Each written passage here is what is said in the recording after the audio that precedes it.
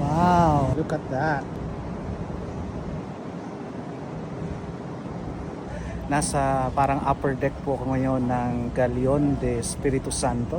Ngayong araw na ito ang opening para sa publiko ng Museo del Galeon. Makikita natin dito yung maritime history ng Pilipinas at iba pang interactive exhibits at mga artifacts. Makikita din sa loob yung 1:1 scale model ng isang galyon, Galeon Espiritu Santo, na nag-participate sa kalakalang galyon or yung galleon trade nung panahon ng mga Kastila. Papasukin ko tong galyon na ito. Galeon Espiritu Santo.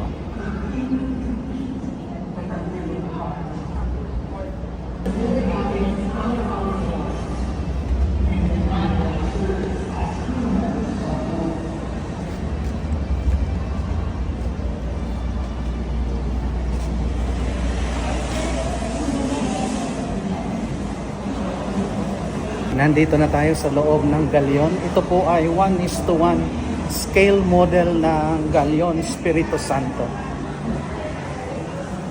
Natin ang paligid. Ikot tayo.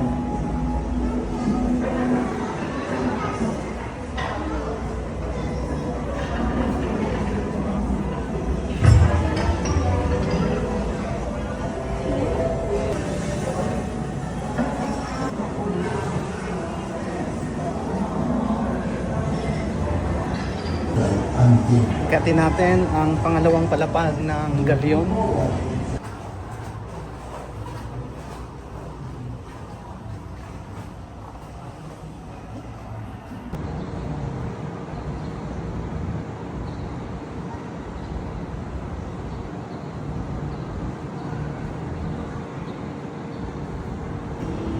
Wow, look at that.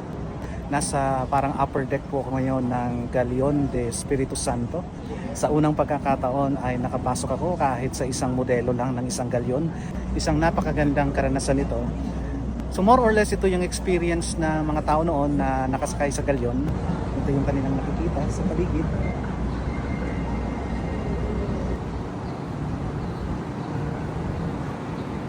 Lalo na siguro sa gabi, napakaganda. Kitang-kita mo yung kalangitan.